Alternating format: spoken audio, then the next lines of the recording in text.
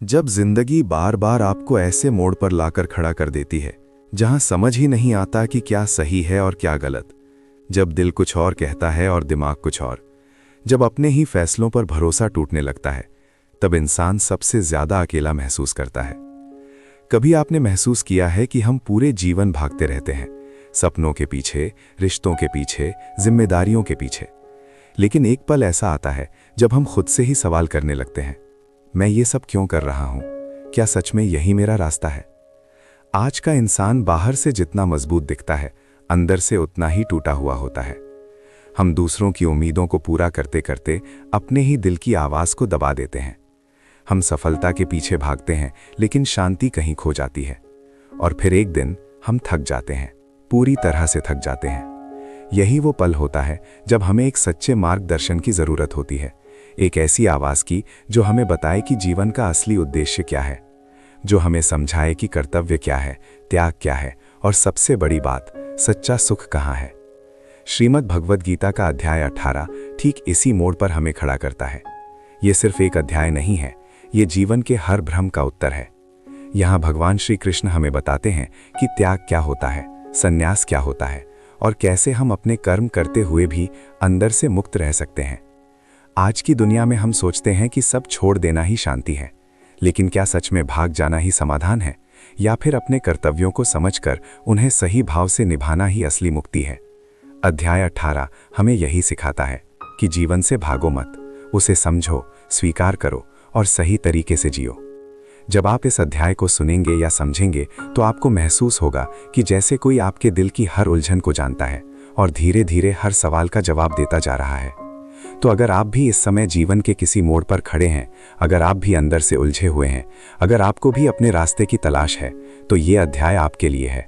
इसे सिर्फ सुनिए मत, इसे अपने दिल से महसूस कीजिए, क्योंकि शायद यही वो संदेश है जो आपकी जिंदगी बदल सकता है। जय श्री राधे कृष्ण।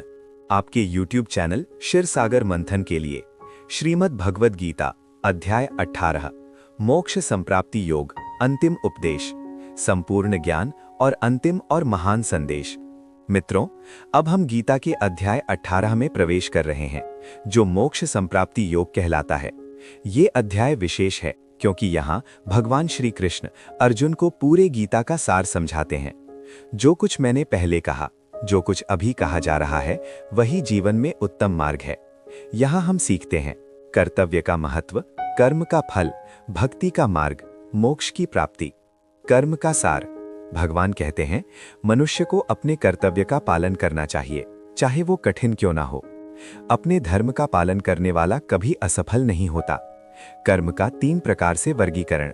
1. सात्विक कर्म, शुद्ध, ईश्वर प्रिय, बिना फल की इच्छा के। 2. राजसिक कर्म, फल की इच्छा से प्रेरित। 3. तामसिक कर्म, अज्ञान और अधर्म से प्रेरित। मित्रों, यही 3 गुण पूरे जीवन को प्रभावित करते हैं। इसमें सात्विक कर्म सबसे श्रेष्ठ है। गीता में पहले भी हमने इन्हें विस्तार से जाना। कर्म का त्याग।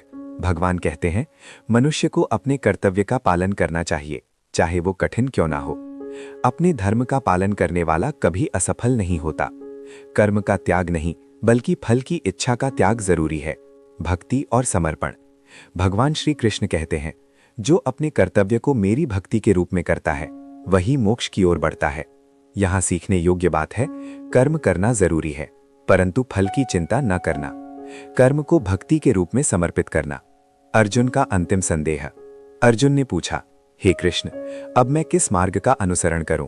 मोक्ष पाने का सर्वोत्तम मार्ग क्या है?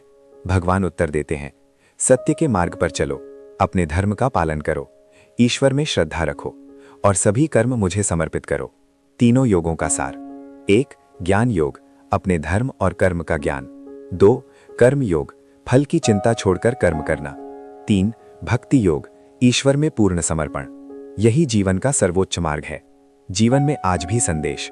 मित्रों, आज भी गीता हमें यही सिखाती है, कर्म करना आवश्यक है, अपने कर्तव्य में निष्णात रहो, फल की इच्छा त्यागो, ईश्वर में श्रद्धा और भक्ति रखो। गीता का अंतिम और संपूर्ण सार। मोक्ष का मार्ग स्पष्ट है, कर्म, भक्ति और ज्ञान का संतुलन आवश्यक है। जीवन का उद्देश्य मोक्ष और परम शांति है। मित्रों, जो व्यक्ति गीता के मार्ग का अनुसरण करता है वो कभी असफल नहीं होता। कर्म करो, भक्ति करो और मोक्ष की ओर बढ़ो। अगले भाग में जानेंगे अर्जुन के अंतिम प्रश्न और कृष्ण के मोक्ष उपदेश। मित्रों, अध्याय 18 में अर्जुन ने भगवान श्री कृष्ण से पूछा, हे कृष्ण, मैं अपने धर्म का पालन कैसे करूं? मैं अपने कर्मों का फल कैसे त्याग करूं और जीवन में मोक्ष कैसे प्राप्त करूं? ये सवाल केवल अर्जुन का नहीं था, ये हम सबका प्रश्न है, क्योंकि जीवन में हर व्यक्ति कभी ना कभी यही सोचता है, मैं क्या करूं, किस मार्ग पर चलूं, फल की चिंता छोड़कर कर्म कैसे करूं? भगवान का उत्तर, कर्म का सर्वोत्तम मार्ग। भगवान श्री कृष्ण कहते हैं, हे अर्जुन, अपने कर्म को त्याग नहीं, परंतु अपने कर्म के फल की इच्छा त्याग दो। इस प्रकार कर्म को मेरी भक्ति में समर्पित करो, ये सबसे बड़ा योग है। सार, कर्म करना आवश्यक है, फल की इच्छा त्यागो, कर्म को ईश्वर को समर्पित करो। 3 प्रकार के कर्म और मोक्ष भगवान बताते हैं। सात्विक कर्म ज्ञान और भक्ति से प्रेरित मोक्ष की ओर ले जाता है। राजसिक कर्म स्वार्थ और प्रतिष्ठा के लिए किया गया बंधन बढ़ाता है। तामसिक कर्म अज्ञान और अधर्म से प्रेरित पतन का कारण। इस प्रकार सात्विक कर्म ही मनुष्य को ईश्वर के निकट ले जाता है। धर्म का पालन और समर्पण भगवान कहते हैं, जो व्यक्ति अपने धर्म का पालन करता है और अपने कर्मों को मुझ में समर्पित करता है वो कभी नष्ट नहीं होता, न तो इस जीवन में और न अगले जीवन में। मित्रों, यही गीता का सबसे बड़ा संदेश है। कर्तव्य और भक्ति के मेल से ही मोक्ष प्राप्त होता है। सार, अर्जुन का अंतिम प्रश्न, धर्म और कर्म का मार्ग। भगवान का उत्तर, कर्म का त्याग नहीं, केवल फल का त्याग है।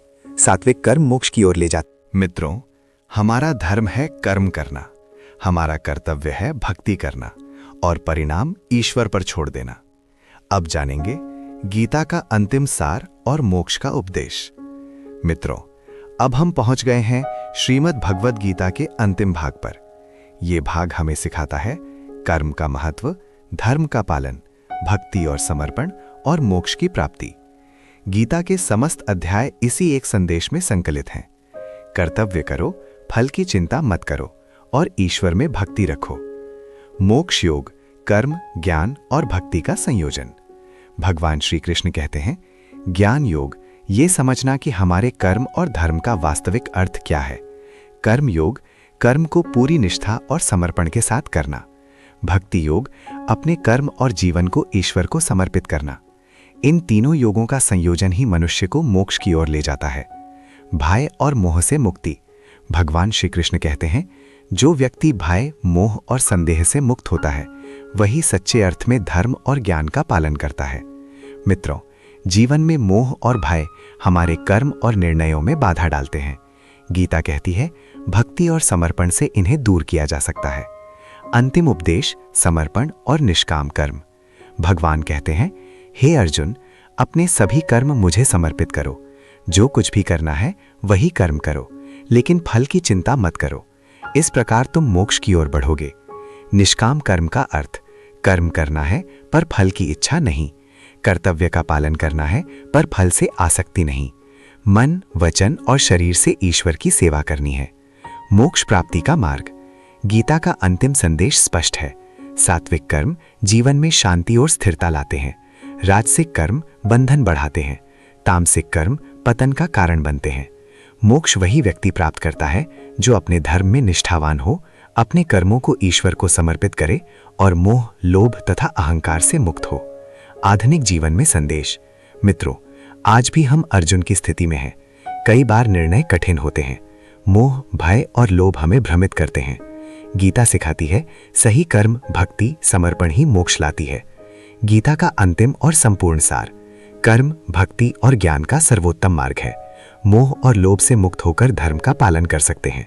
मित्रों, गीता का अंतिम उपदेश यही है, कर्तव्य करो, फल की चिंता मत करो और अपने जीवन को ईश्वर को समर्पित करो। यही मार्ग मोक्ष और शाश्वत शांति की ओर ले जाता है। वीडियो को लाइक करें, कमेंट में लिखें जय श्री राधे कृष्ण। चैनल क्षीर सागर मंथन को सब्सक्राइब करें और बेल आइकन दबाना न भूलें। इस प्रकार श्रीमद् भगवद गीता की संपूर्ण 18 अध्यायों की श्रृंखला पूरी हुई। जय श्री राधे कृष्ण।